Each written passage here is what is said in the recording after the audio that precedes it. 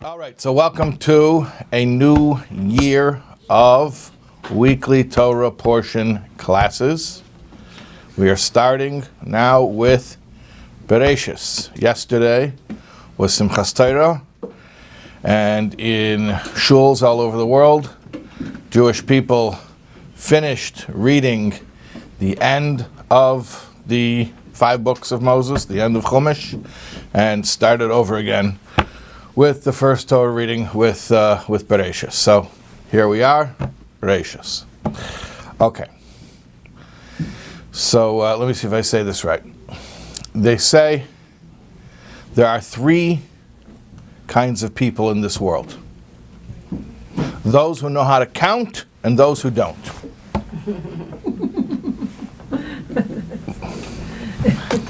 So I want to talk about 2 kinds of people, 2 personality types that we find within ourselves and which are described in this week's Torah portion when we read the genealogies of the very first generations of humankind. Specifically, I want to talk about the genealogies of 2 of the sons of Adam and Eve. Let's just review a little bit the general genealogy. You have Adam and Chava, Adam and Eve. They at first have 2 sons, Cain and Hevel, Cain and Abel. Cain kills Hevel, so Hevel has no progeny, he has no descendants. And Cain then is banished, he's sent to wander. And much later, not right away, Adam and Chava have a 3rd son, Shais, and he has a lineage that's descended from him. Now what we find is that in the lineage of both Cain and Shais, they both have descendants named Chanoich.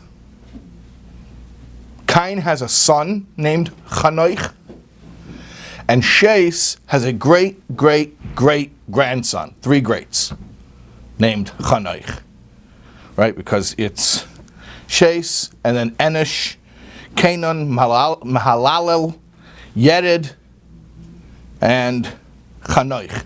So that's great, 3 greats, grandson. Now, a name, especially a Hebrew name, we know, is significant. A name describes the essence of the person who carries that name. And what's interesting is that Cain and Shais, yes, by the way, that is my name. My name is Shais. That is the same name. Yeah. In case you're wondering, is he talking about that? Is that his? Yes, that's my name. Okay. Cain and Shais are opposites. Absolute opposites. Cain is instability and Shais is stability. How is Cain instability? What's Shais in Hebrew? Shet. Shais. Shin Sof. Cain is a destroyer. He's the world's first murderer. So he is instability.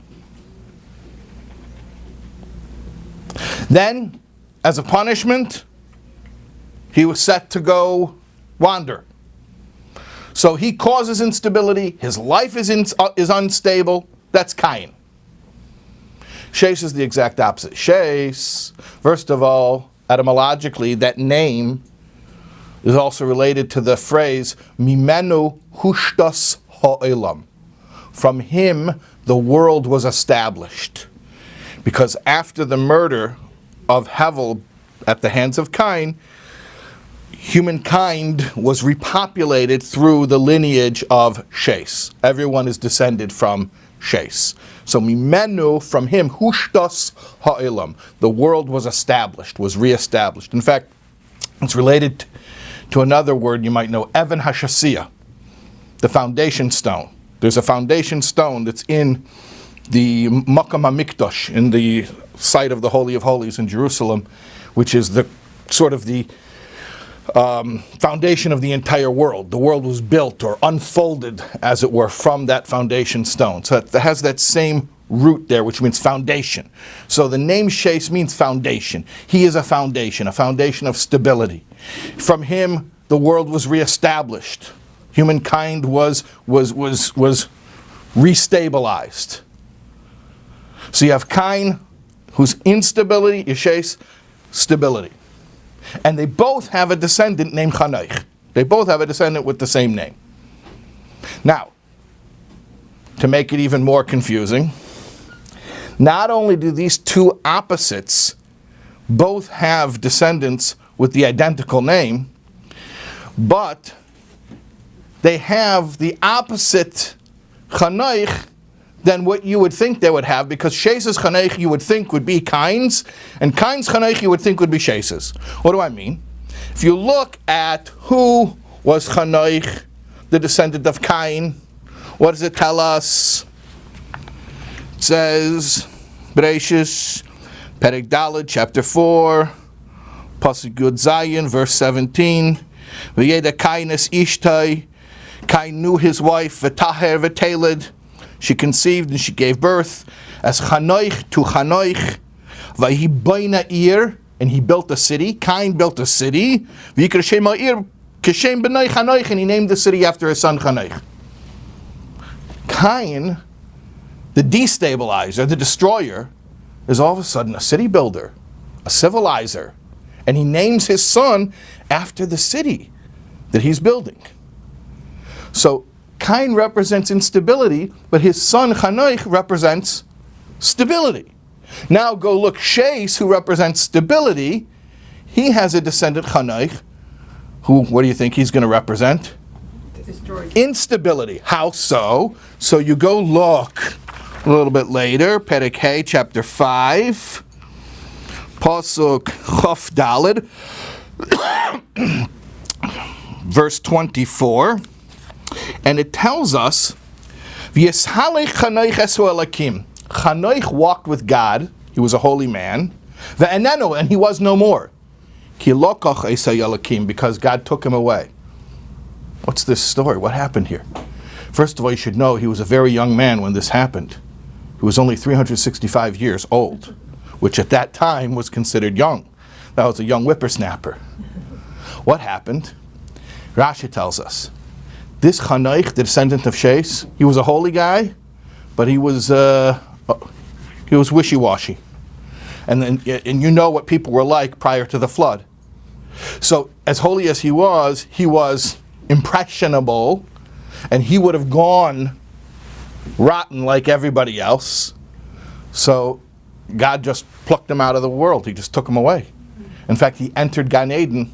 The Medrash says he's one of the few who entered Gan Eden, entered paradise while still alive with his body. But the point is, you can't get more unstable than that. He just disappeared from the world. He flies off to heaven. Talk about being flighty. He just left the world. He went up to paradise. So you have Cain, who represents instability, and he has a son Chanoich. You have Shais, who represents stability. He has a son Chanoich. And not only are they opposites, Shais and Cain opposites, and they both have descendants in Chanoich, but they have the opposite Chanoichs from what you would think they would have, because Cain's Chanoich represents stability, city building, and Shais's Chanoich represents he can't even tolerate the world. He disappears from the world. He takes flight. Okay. So to understand all of this, I want to tell you a story about a 10-year-old boy on Simchas Torah. We just had Simchas Torah yesterday. Not here in America, and not in this era, not in this time, but in Moscow in the 1930s. It's about a 10-year-old boy on Simchas Torah in Moscow in the 1930s. But before I can tell you that story, I have to give you a little background. The background is like this. There was a chassid, a Chabad chassid, in Russia named Rabbi Yonah Kagan. which was Russified from Kohen. He was a Kohen. But they called him Yena Poltaver, because he was from the Ukrainian town Poltava. Who was this Reb Yena? So I'm just going to paint a little picture of him. 1930s Russia. Okay, we're talking about Stalin's Russia. We're talking about state-sponsored terrorism against Judaism. And in the big city of Moscow, they allowed there to be a couple of shuls to run, for appearance's sake, because officially the communists weren't anti-religion, right? So this Reb Yena, he used to walk all the way across Moscow, a couple of hours every Shabbos, to go to the shul where there was the mikveh, and he would immerse in the mikveh. Then he would walk all the way back across the city of Moscow, a couple of hours, and daven at the shul where he would daven. And out of respect for him, they would always wait to not start Kriyas HaTorah. They wouldn't start the Torah reading until he would come in. Now you have to understand.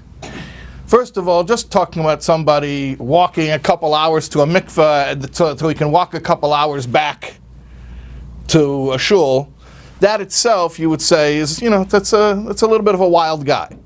Now do that in 1930s Moscow without papers, because it's Shabbos and he can't carry, he has no documentation, he has no ID, and he's walking visibly Jewish, a beard, a payas, yarmulke, tzitzis, and all that would have to happen is he'd have to be stopped one time. He wouldn't have identification, and and in those days, when a Jew was stopped by the authorities, it wasn't a slap on the wrist. They could be disappeared. They could, they never show. They would just never appear again. They would just take them away. Never know what happened. But this was Reb Yena. He was above all of this. He was above. You would not think that he was living in Stalin's Moscow. Then he would come to shul, and he would daven a long, long, long time. He was a chassid. He would daven meditatively. He would spend hours on his prayers. And then to Gazon. After he finished davening, he'd spend all day davening. Toward the end of Shabbos, he'd finally make Kiddush, and he would find a Fabrengen, he would say L'chaim, and he would Fabreng in a very inspiring way, in a very fiery way. He would get everybody uplifted, and people would just forget that they were living under the conditions that they were living.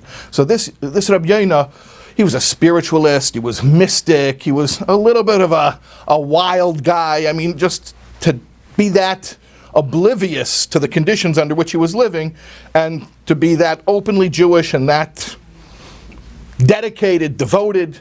He was not what you would consider, your conventional button-down type of guy. At the same time, you should know that this Reb Yena was a master organizer. A master organizer. First of all, he was in charge of underground chadorim, underground schools. And the amount of logistics that were involved. And of course, remember, there couldn't be a paper trail, so everything was memorized. So you're talking about somebody who had to run, imagine running a school, being an administrator of a school, and you forget about, you don't have a computer, you don't have paperwork, and you don't have, because you can't create a paper trail, and everything is memorized, and you have to know who to trust, and everything is in code, and then beyond that, not only he was running the underground schools, he started to run an underground emigration system after World War II.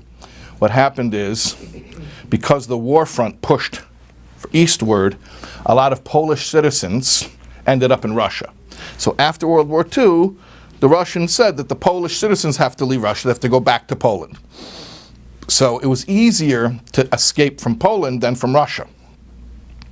So what a lot of Jews did is they got the idea that if you could get a Polish passport, that was basically an underground forged. There's a system of forging Polish passports. If you get a Polish passport, then you could get out of Russia. They would, deport you to Poland, and then from Poland it was easier. You could get to Western Europe and then to Israel or to America or wherever. So this Reb Yena was one of the three chassidim who ran this system of creating the documentation and of running the Jews on these trains. The town was called Lemberg. Lemberg's a border town. So to get the Jews out of Russia into Poland, and it was an incredibly involved amount of, again, of logistics and planning. And this was, Rabbi Yonah was overseeing this whole thing. So, on the one hand, he's this spiritualist, this mystic, who's walking through Moscow like he doesn't even know what's going on around him. He's davening all day. He's saying l'chaim. He's verbringing the rest of the day. He's like, not a practical guy. Very spiritual guy. Very, what would you call it? Otherworldly guy. On the other hand, he's this master planner, coordinator. So, which Yonah was the real Yonah? And the answer is, they were both the real Yonah. He was a paradox. He was a study in contradiction. I'll tell you, Reb Mendel Futterfass, who was one of the other Chassidim who was involved in that falsifying the passports to get Jews out of Russia, he told Rabbi Yonah that you got to go because the communists know that you're involved in this, and this is very serious. You got to get out of here. And in fact, Reb Mendel gave him a ticket. He says, you are going on the next train. And he says, you know what? I was put in charge of taking care of the Tamimim, that means the students of the Lubavitcher Yeshiva in Russia. And when the last one of the Tamimim leaves, then I leave. Like the captain goes down with the ship. So Reb Mendel gave Rabbi Yonah a ticket. He says, you're going on the next train. He says, no. When everyone else is out, then I'll go out. I want you to know, he never left. And he died childless. He never had children. There are many Lubavitcher families who have Yonahs. They're all named after this Yonah. But he himself, he didn't have children. They executed him. One time when he was in Lemberg, he was staying with a family. And he comes to the house where he was staying, and they told him, the KGB has been here for you. They know you're here, and they want to speak to you. So it's imminent. So he said, I guess I got to get out of here. It was the morning. So he says, I'll eat breakfast, and then I'll daven, and then I'll leave. Think of the presence of mind that you know that you're doing something that you'll either be executed or sent to Siberia for the rest of your life for doing. You know the KGB has been to the place where you just walked through the door. The people tell you, hey, they were here for you, they're coming back. And to be able to say, okay, so I guess I better leave, but first I'll eat breakfast, then I'll daven, then I'll get out of here, then I'll leave. You met? If it were you or me, I don't know about you, but I know about me. I don't know what's more impressive, that he was able to daven or that he was able to eat. Because I don't know if I could do either. But he ate, he davened, and then he left. And they didn't get him that time. They got him the next time.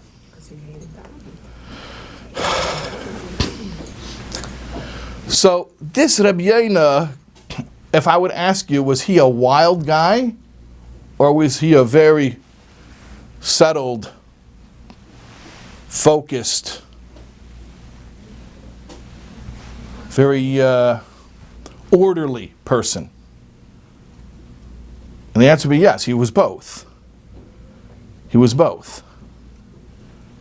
So now if you know who Rabbi Yonah is and you understand that paradox between that reckless abandon, that spirituality on one hand, and that absolute calm, focus, steadiness, and how they were one package in Rabbi Yonah. Now I'll tell you the story about the 10-year-old boy.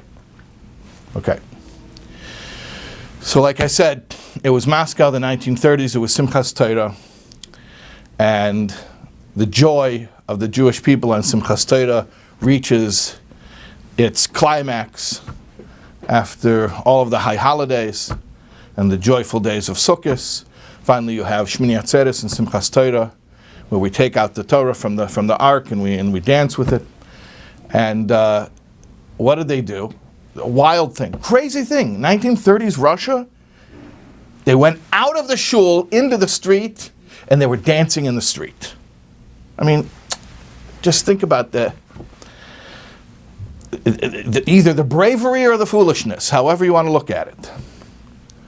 Rabbi Yonah then grabbed a stranger, and he didn't even know if he was Jewish or not, and started dancing with the stranger. This was Rabbi Yonah on Simchas Torah. Now, there was a little 10-year-old boy, I told you, named Shalom Levertov. I heard this story from his son, Yossi, who is a shliach in Scottsdale, Arizona. So, little Shalom is 10 years old. And his mother bought him for Yom Tif a new suit. Now, a new suit, even today in New York, a 10-year-old boy has a new suit. He feels good. He feels like a mensch. He's got a new suit. Now, imagine 1930s Russia, the kind of poverty, the kind of scarcity that there was, to be able to get a new suit. That was a really big deal. That was a really big deal. And he loved this suit. And it had gold buttons on it, and it was a beautiful suit. And he was very proud of the suit. And he felt good. He felt like a mensch walking in the suit. And Rabbi Yonah was outside, Simchas Torah, and he was dancing, and then he started getting everybody crazy with him, and he started saying to the Chassidim one after the other, Machakula, a somersault. Make a somersault. Machakula, make a somersault. And then he saw the little boy, little 10-year-old boy, being very careful to keep his suit clean. There's something called a teachable moment, where you can't construct the situation, but if you're a master teacher, you can seize the opportunity when it arises. This moment was a teachable moment, where Rabbi Yonah understood the chinuch, the education that this 10-year-old Shalom was going to need in order to remain a proud Jew in the circumstances under which he was going to be living. He understood that for this boy, it was incredibly important, excuse me, that he make that somersault. And if you understand, there were no dry cleaners in 1930s Moscow. To make that somersault, and that suit would never be the same again. The suit would never be the same again. And Rabbi Yonah turns to the little 10-year-old Shalom, Machakula, and all the Chassidim are cheering, Machakula. What can you do? He had no choice. And he made the somersault. And that suit was never the same again, and neither was little Shalom. He was never the same again. He had a teachable moment. At that moment, what did Rabbi Yonah teach the 10-year-old boy? That sometimes Yiddishkeit requires that we do something crazy. Sometimes the most responsible thing is to be irresponsible. There's a saying Chassidim have about a Mishnah in Pirkei Avos. It says in chapter 5 of Pirkei Avos, it says Yehuda ben Tema, one of the Tanoim, one of the sages of the Mishnah, said that Az ponim legehenim, uveishis ponim legan eden. Az ponim means brazen face, meaning audacity, chutzpah, someone with chutzpah. So the az ponim, the person with chutzpah, with audacity, they go to Gehenim, they go to purgatory. And the boishas ponim, the shamefaced, the humble, the meek, they go to Gan Eden. So you can understand what the simple reading is. But Chassidim say like this. You twist it a little bit and say like this.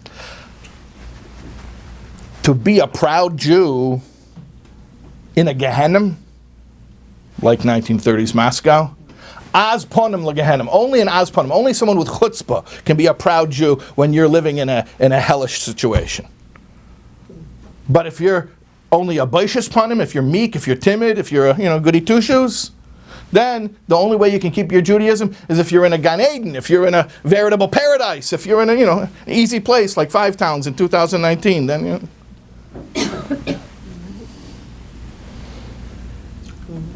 When we think of education, chinuch, we generally, the default idea is discipline.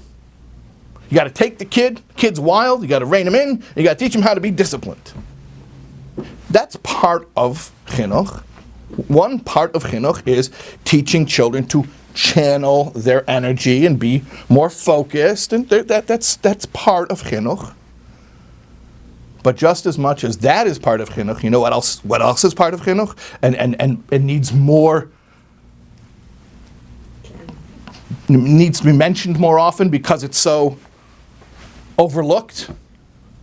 The opposite teaching. Teaching children how to get out of their box. Teaching children how to break away and do something fearless, even reckless. That's also part of chinuch. To teach the child who's a little bit of the wallflower, come out of your shell and explode onto the scene and be extroverted, not in a self-consumed way, but in a holy way, in a way that serves God, in the way the Jews have done throughout the ages when we had to overcome all types of challenges in order to be Jews. So just as much as it's part of the child's education to teach them how to rein it in and be more organized and more orderly and more focused, executive functioning, all that stuff, yes, yeah, but also a vital part of chinuch, vital part of education of the Jewish child, because it's a vital part of the personality of the Jew, is to have that opposite part of the personality, which is wild and outgoing and risk-taking and adventurous and flighty and unstable in a good way. So now let's answer our question about the two chanoichs. In Kabbalah, we have two concepts. We have toihu and tikkun. Toihu means chaos. Tikkun means rectification. In Kabbalah, they refer to two different models for creation. Toihu is where the energy in creation is ample, but the containers are minimal. So there's a lot of energy, and it can't be contained. And that model for creation actually was unsustainable, and there was a shattering of the vessels. And Kabbalah explains it as a part of the sort of the building process of world building, how Hashem made worlds. But the idea is that you have this very high level, very lofty level, where there's extremely powerful oiros, light, and thin or flimsy kalim, vessels. Powerful light, flimsy vessels. Tikkun is the opposite. Tikkun is sturdy kalim, nice, robust vessels, containers, and more dim oiros. The lights are more dim, more settled. So which one are we supposed to emulate? Which one is supposed to be our focus? And you know, if we're asking a Jewish question, if we say, is it A or is it B? The answer is both, or C, or whatever. It all depends where you're coming from. Toihu needs to be tempered by tikkun, and tikkun needs to be tempered by toihu.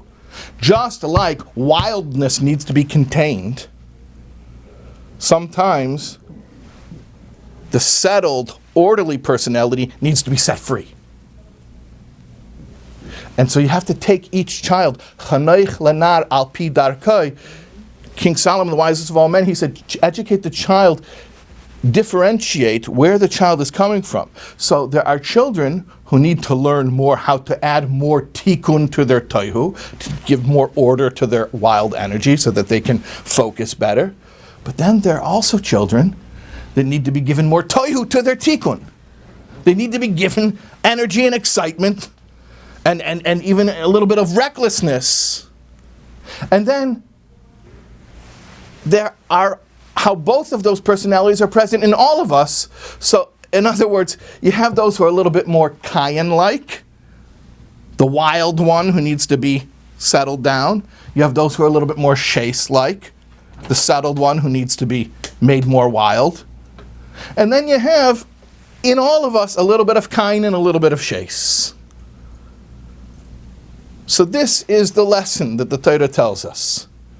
Chanoich, the word chanoich means chinuch. Chanoich is chinuch, is education. So how is it that Cain's chanoich is the opposite of him? Cain is the crazy one. His son Chanoich is the city builder and the settled one. Shais is the settled one, the Evan HaShasiyah, the foundation stone. And his Chanoich is the flighty one who disappears from the world. Because that's precisely the point. If you're coming from one extreme, then your Chanoich, your chinuch, your education is to go to the other. And if you're at this extreme, then the reverse. And that's what we have to do for ourselves and for our children, to identify how the tikkun needs toihu, and the toihu needs the tikkun. And if you'll be a master educator like a Reb Yena, who in himself contained that paradox, who had the wildness and the orderly focus at the same time, then you're able to bring it out in others. Okay, so we'll see you next week, God willing.